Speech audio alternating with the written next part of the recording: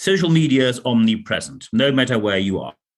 Probably when you think of professional networks, you think of LinkedIn, but also when you look at Facebook, Twitter, Instagram, Snapchat, TikTok, especially when you have children, you will know either one or many of these platforms. All these platforms are highly relevant to everyday's business. However, the question is, when someone acts in a certain way on social media, can this be a foundation for decisions you make, for example, in HR or on leadership level in recruiting, talent development? Is what you see on social media relevant to what people do at work? That's our topic of today. And of course, I have a couple of examples with me, which we're going to talk about in a minute. So first, just to set the frame for what we're talking about, as soon as you put something on social media, don't tell me that people can delete it afterwards. Once it's out there, it's out there. Even when you delete it, someone took a screenshot, someone will share it anywhere they can, either to have a go at you, which is, of course, not very honorable. However, when statements cross a certain line, people also want to know, what kind of person is it that I am working for? And that is a question which is very reasonable to ask. So be sure that when you put something on social media that you are aware of the fact it's out there and it will never be gone. The question now is something that you do on social media, isn't that private? And of course, when you see private, when you say private is private and should never be part of business, well, what about when someone acts in a certain way that it implies their worldview or their view on certain people, especially when they might be decision makers in your organization? Because the main issue here is the public out there does not distinguish between if you consider it private or not. Once it's out there, and it's part of your business, so you have to deal with it. So first, now, when you want to talk how to deal with it well, we need to set a certain framework that always applies. So step number one, the assumption of innocence always, and I repeat here, always applies. No matter how bad it looks for someone, the assumption of innocence applies. Step number two, you have to be in the situation to decide about the situation. So once you hear about it, you have to act on it. Step number three then means you always decide on that matter. It is always a case-by-case decision. You cannot say, because one person has done that, everyone is like that in this department, or anyone who works in that location is like this, anyone who works in that location is like that. It's always a case-by-case decision. And yes, that means it is quite a lot of effort, but also you have to show consequences when misconduct happens. It's on a case-by-case basis, but you have to show consequences. And of course, as promised, I have some examples with me. 4 examples to be specific. First, we're going to talk about, and you might have heard about that because maybe your children told you about it because it was on TikTok. 2 young people were smart enough to put on TikTok that when they work from home, they don't really work. One worked very little, and the other one only spent time looking for a new job. When they were, it's not very smart to put that on TikTok. However, they did. And as a consequence, they were both fired, which in my opinion is exactly the right thing to do. They were, of course, given a chance to comment, but the comment they made was not sufficient to see why they did that. And then they lost the jobs. That is example number 1. So you see social media has consequences, especially when you put it out there in public. So now we come to example number 2. A leader in an organization, and that organization makes money out of working in a science-driven sector. That leader says that, and I quote, vaccines cause autism. The whole COVID-19 pandemic is made up. Plandemic, scamdemic, the whole nonsense. And that is all made up and we should all break free from it. That happened. Employees saw that, were deeply concerned about their personal safety and security and their health when that leader is in charge of making decisions there, and asked the company what to do. So they should please show consequences, because it isn't very credible when you are a leader in a pharmaceutical field and at the same time you say that science is nothing you rely on or you want to rely on. Well, at the end of a couple of weeks of trying to silence it down, which did not work, and people asked again and again to show consequences, the board then said they looked into it, and it's a private matter doing it on social media, and they're not going to do anything about it. As a consequence, 50% of the team that worked for this leader left the organization completely. Another third of that team works in a different department in that organization, so only about 15% stayed. That's an employee turnover you probably did not want to have. And when you look on glassdoor.com for that organization, it doesn't look too well. Looking at example number 3, and of course, now some people might say, hey, I see a certain tendency here. Let's wait. Let's wait until we have heard all 4 examples. Example number 4, a leader posts on social media anti-science articles, not once, but constantly. Science is only there to feed big food, big pharma, big government, blah, blah, blah, blah, blah. And again, this person is working as a leader in a science-driven organization. It is passed on to the board to make decisions. It's not even accepted by the board as a matter of discussion. It said, it's private, we're not going to do anything about it, and it's turned down immediately. In that team, it went even worse. The vast majority left the organization very quickly. A few switched departments, but the vast majority really left the organization completely and tore the organization apart publicly, including names of the leaders, including details, including leaking emails, including everything publicly on the internet. So the organization had to spend a fortune on PR, reputation management, and anything else connected with it. Step number 4 now, example number 4 now is an employee, and this is the worst example. So when you're not sitting, probably sit down and buckle up. There's a picture on the internet. 2 people met at work and they fell in love with each other, which is lovely. 2 years later, they decided to marry and they post a picture of their marriage and they thank their employer, blah, blah, blah, blah, blah. So the whole love story. And suddenly one colleague below comments, and that person seems to allude to the Asian roots of the woman involved in the marriage. And the comment of this man is, the best gift is what you already received, a visa.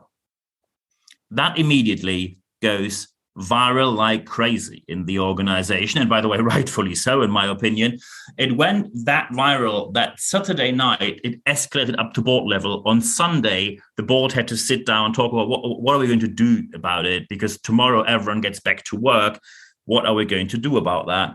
On Monday, they talked to the person doing that, took a bit of time to make the decision. On Friday, the person was fired without an additional notice, had to leave immediately, with big applause by staff, because staff said that it's very refreshing to see leaders who do not only have values on their website where they talk about morals, ethics, values, mission, vision, value, etc., but they also live by the values they claim to have, which is, in my opinion, the exact right decision. However, we still have to talk about their tendency, because some people now look at these, for example, and say, I just see the tendency that employees get fired and leaders don't. And unfortunately, that is exactly the tendency that I see in real world practice as well, which is deeply, deeply problematic. Because there's a very clear guideline how to act when you see that something happens. So first, as soon as it's known, you have to act. Of course, assumption of innocence, then talk to the person, but then make a decision. Deciding nothing, not making a decision, is not possible. And we're going to talk about why in a minute. As soon as you say it's all private, it's all private. Oh, we had, or when, this is a very common statement as well. Do you know how much we would have to do if we look at every person's social media statement? No. So first, I don't. And second, I don't think that much would be the work, because we're not talking about someone saying, I don't like your football or baseball team or your basketball team. I'm not talking about someone saying, oh, that's a really bad food picture. I'm not talking about someone saying, I don't like the color of your T-shirt. We are talking about someone who is either openly anti-science, racist, xenophobic, anti-Semitic, sexist, objectifying, you name it, they did it. We're talking about these kind of posts. And these postings show a certain worldview. Any decision made in your organization affects human beings, and people who have a worldview that other people, in most cases, what a surprise, white, male, straight, cisgender people over a certain age from their network, these people are somehow better than the rest of the world. These people cannot make any decision in your organization at any point in time given, because their whole worldview is flawed. And flawed is the most polite way I can put it here. And when you think, why can I not just do nothing and wait if it sorts out by time? It is not possible not to make a decision. There's a very, very simple phrase for that. Silence is violence and passivity is complicity. So when you say nothing, you are part of the violence happening. And as soon as you stay passive, you become complicit, and you have to deal with accordingly, because you make the situation worse. And also you encourage other people to do exactly the same. And by the way, before someone shows up, because I know that someone in the comment section of this podcast will say, oh, you're all up for censorship, freedom of speech, you want to censor everyone, and you can't say anything today anymore because anyone is offended at everything or at anything. No, it's not censorship. You can peddle out as much nonsense as you want on social media. However, some people forget about one aspect. Freedom of speech is something that everyone in the game has. So people can make any statement they want, and anyone else can publicly criticize it, scrutinize it, and demand consequences from their actions. Some people simply think that freedom of speech means freedom of consequences, which is completely wrong.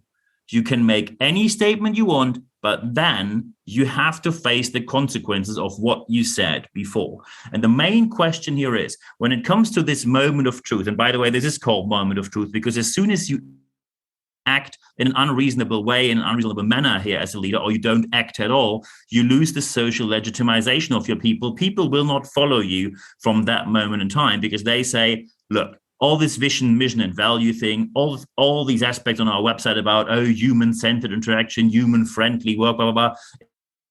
It's all nonsense, because in the moment of truth, they don't do anything about it. The main question here is, when it comes to a critical moment, when it comes to a moment of truth, where do you stand on the matter?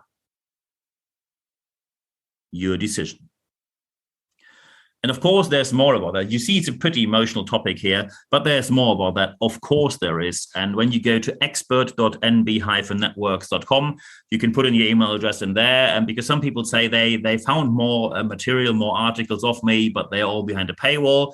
That is correct. Many of them are. You get free access when you go to expert.nb-networks.com. Every Wednesday morning, you receive one email. That's all per week. One email, 100% content at free guarantee.